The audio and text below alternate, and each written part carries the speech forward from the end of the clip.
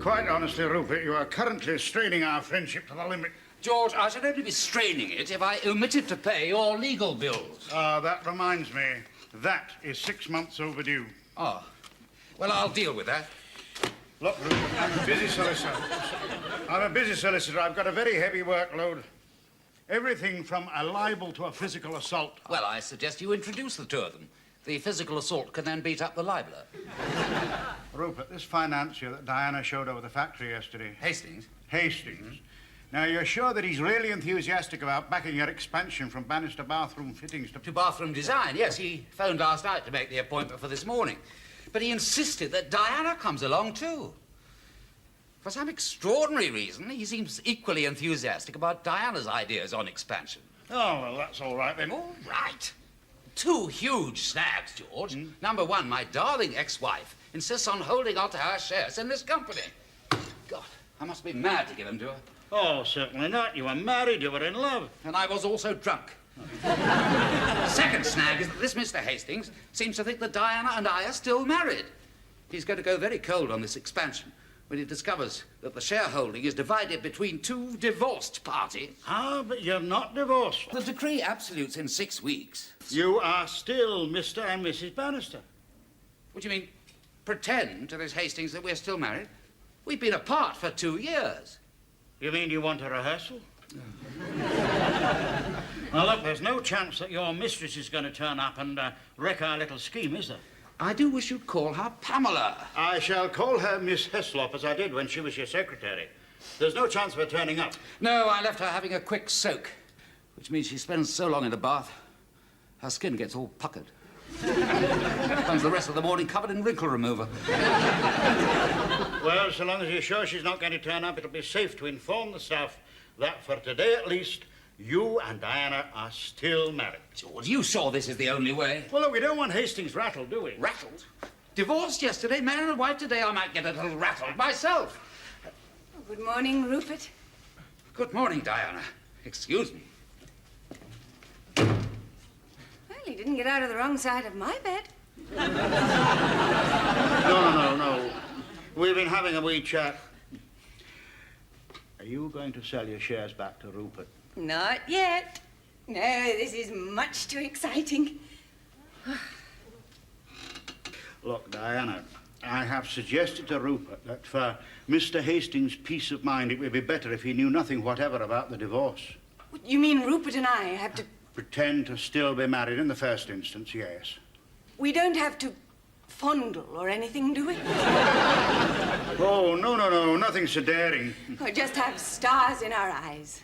Well, if that's what you always had after breakfast, certainly. Look, Diana, may I ask an impertinent question, seeing that I'm no longer officially on your side? You couldn't be impertinent if you tried, George. Oh, thank you. You know, sometimes I miss you almost as much as Rupert. Can I tell my wife that? Oh. Who exactly is supposed to be married to Diana? Well, if you recall, I once acted for both of you. That didn't look like acting. Oh, Now listen, the staff have been instructed not to mention our divorce. I still think the easiest solution would be for you to hand over your shares. I can then hand you a handsome cheque, and you can dart off and only be just a little bit late for your job at the flower shop. There you are, Diana. We're back to the impertinent question. Oh, George, may I reserve my decision on selling my shares until we've seen Mr. Hastings? I promise to have stars in my eyes. Yes, Gladys? Mr. Hastings is here. Oh, quick! Don't do that. I beg your pardon? Not you, Gladys. Please ask him to come in. Right. Wouldn't it be a good idea if he caught us in the middle of a snog? No, it would not. Don't say come on. Diana, stop it. Mr. Oh! Oh! I hope you both be very happy. Mr. Hastings is here. Right. Oh, they make a lovely couple, don't they? Oh, I'm so sorry. Oh, it is Mrs. Bannister. We met yesterday. Yes, and this has to be your husband. Yes, it does, doesn't it? Mind you, I was kissing him just now. George Jilks. And Mr. Bannister, solicitor. Mr. and Mrs. Bannister's solicitor. Exactly. John Hastings. Good morning. Oh, do sit down. Oh, thank you very much. Now, as you already know, I had a private peep at this building yesterday. aided by Mrs. Bannister. My pleasure. No, my pleasure. And I liked what I saw. Of course, I'd heard about your plan for expanding from bathroom fittings to bathroom design, and there's no doubt that the personalized bathroom is an expanding market. Now, I and my partners have got the finance. All I need is the confidence. Well, I have complete confidence in my husband, if that's anything to go by. A happy family firm is a lot to go by, Mrs. Bannister. Oh, did you hear that, darling? No, what? Now, I would appreciate a rather more official tour of the premises, delightful though yesterday's was. Yeah, my husband will do a much better job than me. No, perhaps the two of you. Oh, lovely. We don't like to be parted for long, do we, darling? Yes? Miss Heslop's here. Pamela. Oh, I'm sorry. I didn't know you No, of course you weren't today. Would you like to wait outside? Wait for what? Well, we've got an important meeting. Well, it's my fault, I'm afraid. I arranged with Mr. and Mrs. Bannister. Mrs. Bannister? Yes, Mrs. Bannister. Oh, perhaps you two don't know each other. Oh, yes, I know Miss Heslop. Yes, of course you do. How are you, Miss Heslop? Just a moment, Miss Heslop. Do excuse us, would you? Listen, Diana has shares in the firm. It's important that we present a united front to this man with the money, so don't rock the boat, for God's sake. I love you. Got our wires a little crossed there. Secretarial blunder. Well, somebody's blunder. Now then, I suggest an early lunch. Shares in the firm? I beg your pardon? Yes, shares in the firm. That's what my husband and I are discussing, Miss Heslop, our joint shares. Isn't it, darling? Now, you really must have a word with Gladys. It's not very impressive when our top-level conferences are interrupted. My husband has a penchant for helping lame ducks. Lame ducks? Talking about Gladys. She's not totally efficient, otherwise we wouldn't have been interrupted. Now then, darling, you just mentioned lunch. I'm sure that got all our juices going. Rupert. Didn't it get your juices going? Well, I must admit I didn't have time for breakfast. No, neither did Rupert and I. We got up so late. But then, of course, the morning is sometimes the only time a married couple really see each other. And if what they see is worth going without breakfast for... But never again. Never. Well, you know what they say. No, what do they say? A tumble before breakfast means a rumble before lunch. Oh, I'm so sorry. Did I go too far? No, of course not. I never heard that before. I'm not surprised. I just made it up. Rupert, darling, we're rumbling. Rupert? We're rumbling. Would you excuse us, please, Miss Heslop? Goodbye, Miss Heslop. Yes, goodbye, Miss Heslop. George. Goodbye, Miss Heslop. She's a little eccentric. Oh. She's in love with my husband. Oh.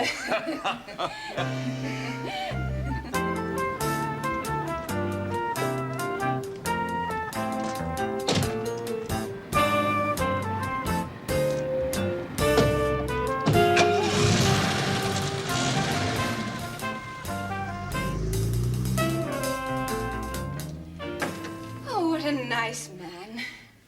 I think taking him to lunch was a good idea, don't you? It sort of cemented things. Oh, my word, he could put it away, couldn't he? Food and drink. He's what I call a real trencherman.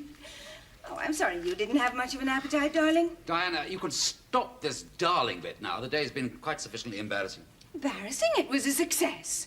Wasn't it a success, George? Well, I never count my chickens, but I'm optimistic. Yes, well, there you are. And thank you for your assistance and your cooperation. And now that you've had your pound of flesh, perhaps I could purchase your shares in this company of mine, which will shortly cease to exist. Cease to exist.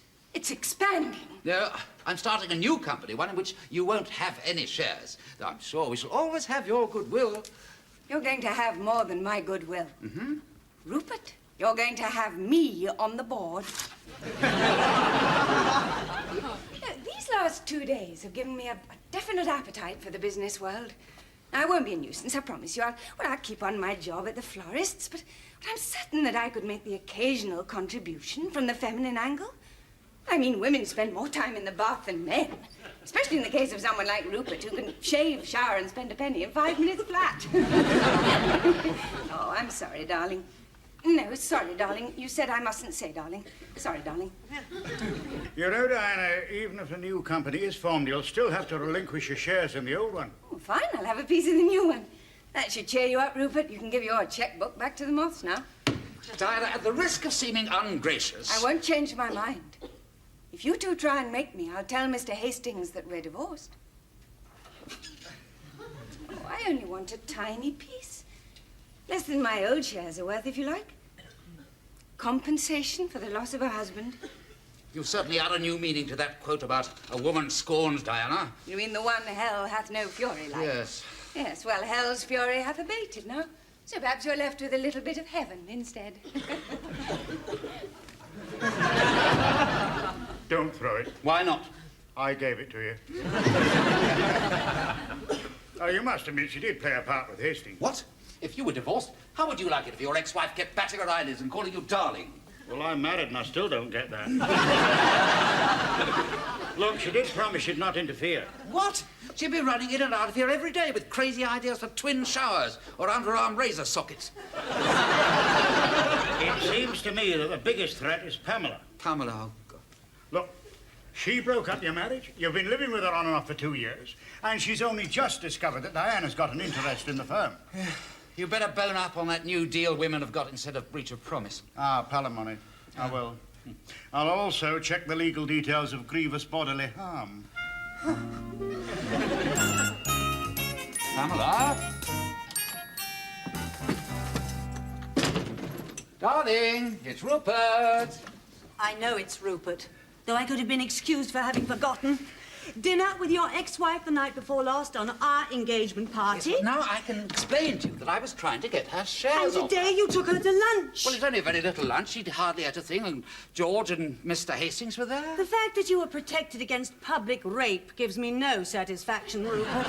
Public rape? From the moment that you and she were officially divorced the day before yesterday, the only meal you don't seem to have shared is a bowl of all-bran at breakfast. And today I learned she has shares in your firm. Ah, she had. Had? Yes. All over, bar the shouting. There'll be some shouting from me if you and she get your feet under a table again.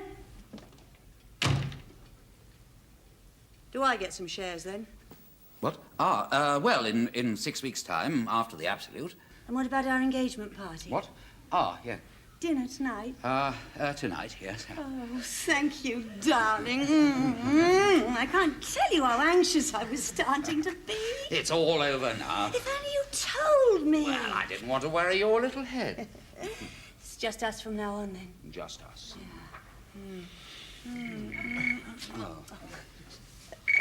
Hello. Ah, Mrs. Bannister. Well, all but.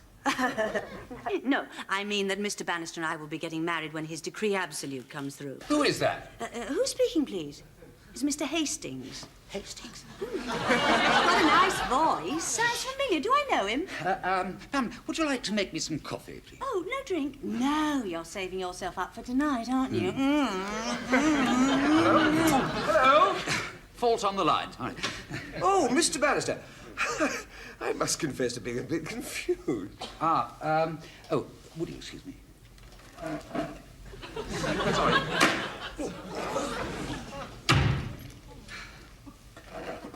Sorry, you were saying? Yeah, I was saying, Mr. Bannister, I'm a little confused. Well, I'm not surprised after that heavy lunch. A Peking duck never affected my hearing. That lady on the phone. Yes, she was a little confused herself.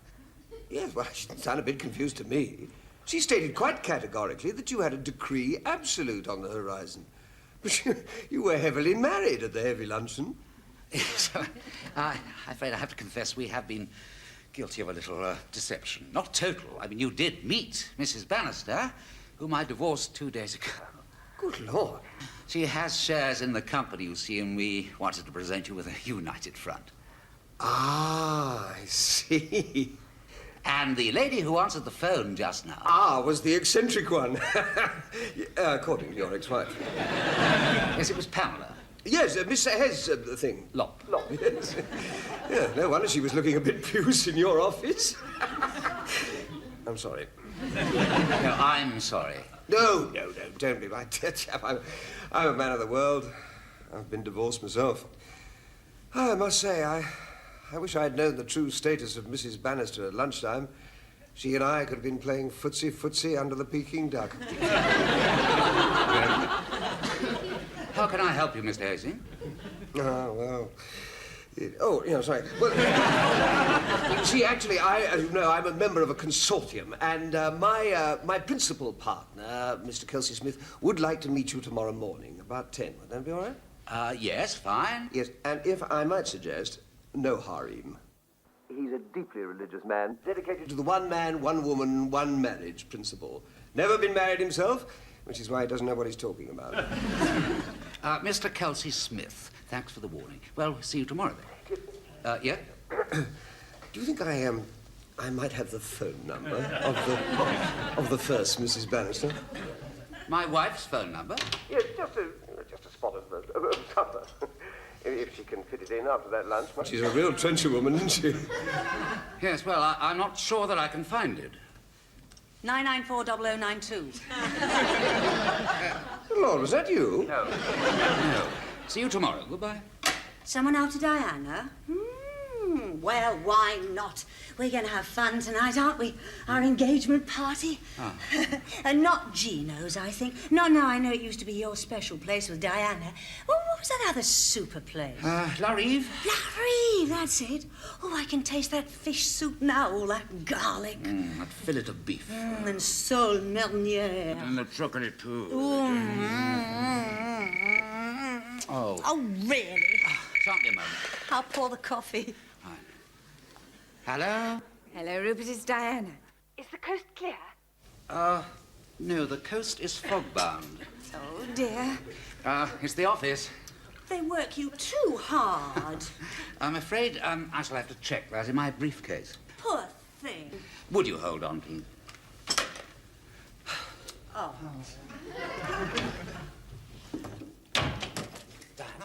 Hello, Rupert. Look, I'm sorry to interrupt when you and Pamela were probably tearing off each other's clothes. We were having coffee fully dressed. Oh, you poor souls. How dull.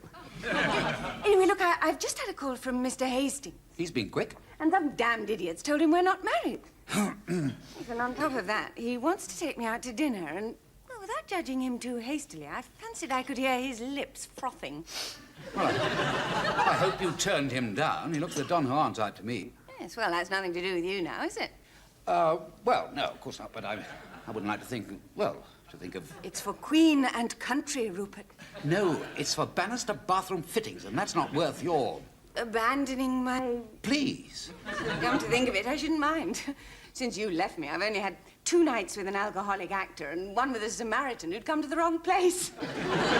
It's getting cold. Certainly sounds like it. What is it? It's Pamela calling.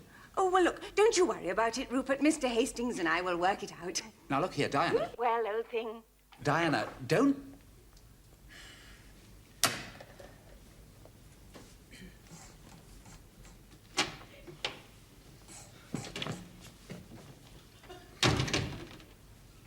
Is everything all right? What? You said something was fog-bound. Oh, yes, shipment from Holland. Hope they keep on the right course. So do I. Madame? Oh, you've made a very good choice, Mrs. Bannister. Oh, Diana, please. Diana.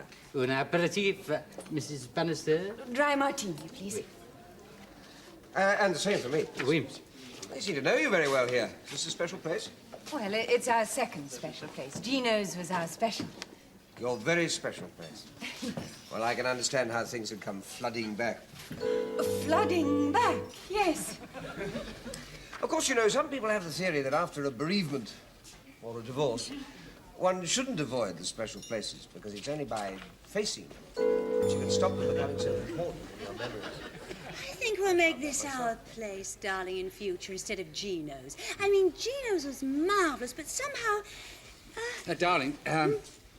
Oh. Of course, we make this our special place. It's like something to drink. Thank you. Do you believe in astrology, Diana? Astrology? Yes, you know, the influence of the stars. Well, yes. Yes? I mean, they can certainly muck us about at times, can't they? You look a little distrait, Rupert. Distrayed, do I, my darling? I'm so sorry. No, it's my fault. I've mentioned a certain person too often over the last couple of days. Forgive me. Oh, don't be silly. I know. And she's nothing to you anymore, I know. And tonight, think, what are we going to do? Move to another restaurant. And then, of course, there's reading hands. I mean, some people say that that's the purest science of all. I mean, more even than astrology or phrenology. Phrenology? Yes, you know phrenology. Reading the bumps on people's heads. Oh. Good God. I said, the cod is good. I've taken a lot of interest, you know, in palmistry. It's amazing what you can discover about the future and the past. Did you know that your left hand shows you what you were born with, and your right hand shows the future? Yes, well, I've an inkling of what I was born with. Ah, yes, you see, but the right hand has this... Sometimes I can see the future, too. How about melon with a bit of hand? Hand? Ham. Parma ham. Well, don't I get an aperitif first? You know, something to give a shock to the systems. What do you think of my Mount of Venus? Oh, you know something about palmistry, then? Well, no, but I sometimes have a feeling about my lifeline. Well, your lifeline is not very long, but... Does it go on after tonight? Yes, certainly. After the trials of the last 2 days, it's almost as though Diana hasn't been, isn't it? Hasn't been where? I don't believe it! Neither do I. Now, look here. Oh, hello, Bannister. What are you doing with my wife? He was reading my hand, Rupert. What? My lifeline is short, but the Mount of Venus could erupt at any moment. Why did it have to erupt here? Well, I decided against our place and Yes, came and to our second best place. Yes. Sorry. It's quite all right. Won't you join us? No, thank you. Well, don't leave us. What? Kelsey Smith. Kelsey? Smith. You need him. I made the mistake of telling the old man where I was dining tonight. Oh, good evening, John. Oh, hello, sir. Yes. Oh, I hope I'm not interrupting. Only you mentioned a restaurant. I thought it's some time since I dined out. I thought I'd come and join you. Well, may I introduce Mr. and Mrs. Bannister? Oh, how do you do? Kelsey Smith. How? How do you do? Yeah, oh, and Miss Hayes, thing. Lop. Lop. It's not. This is Mr. Kelsey Smith, my partner in the expansion. Oh, this is a jolly party. Are you on your own, my dear? Well... Well, you aren't any longer. Oh, Mr. and Mrs. Bannister, yes, we're considering your plans for expansion, aren't we? Yes, we're all meeting tomorrow, sir. Oh, yes, well, this will help us break the ice, won't it? Oh, well, where do you fit in, my dear? Well, I mean, Miss Hayes... Lop. Lop is Mr. Bannister's sex secretary. Oh, how nice. Oh, my dear, aren't you worried? A charming girl like this, hand in glove with your husband all day? Well, I think we need a bigger table. Waiter, could we have a bigger table? Oh, oui, monsieur. Yes. May I claim the privilege of sitting next to you? Never too old, you know.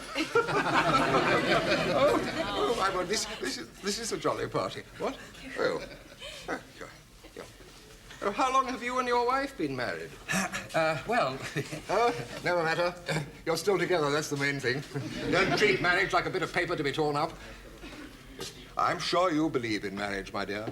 Well... Well, of course you do. And one day I'll make a beautiful bride. I'm on the open market, you know. Pamela? Pamela? I bet she's gone to her mother's again. That place is not so much home sweet home as womb sweet womb. yes, well, perhaps you'd finish driving me home now. Yes, all right. Oh, I'm sorry, darling, but Kelsey Smith insisted on you giving him a lift. And I had to come with you. Pamela couldn't. Yeah. Or you could take me back to the restaurant. I'll collect my car. Yes, just a moment. Pamela? Ah, Pamela! Oh, no. She'll be back soon. Soon? Tomorrow? If she finds a big enough rolling pin.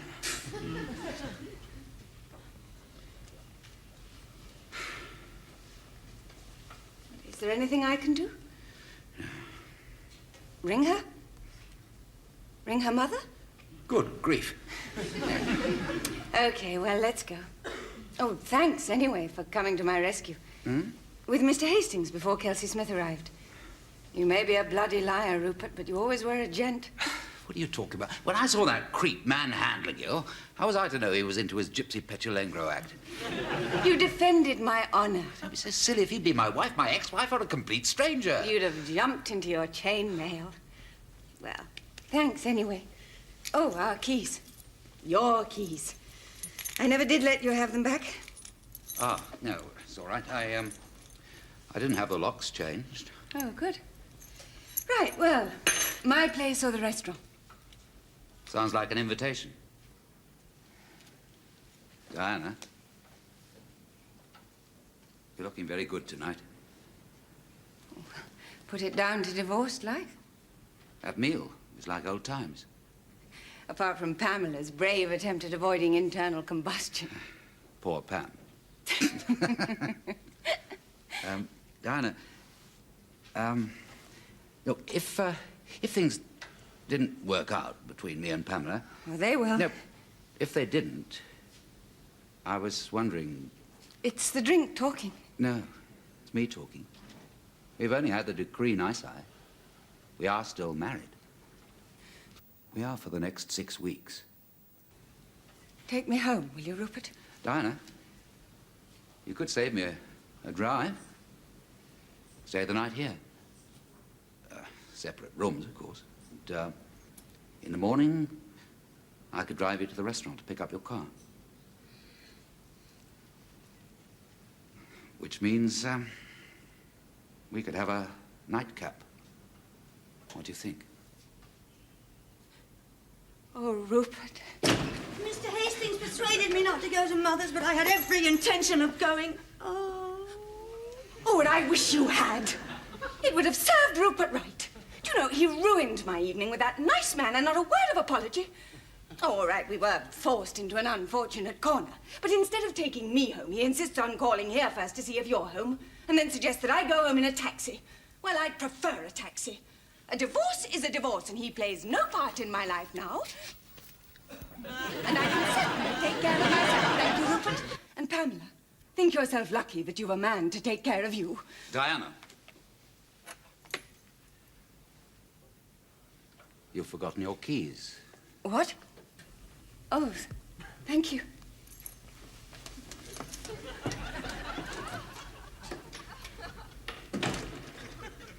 Well, has she told you off? There's no need for me to do it, eh? Dinah has some good points. Do you know that, Rupert? Some good points.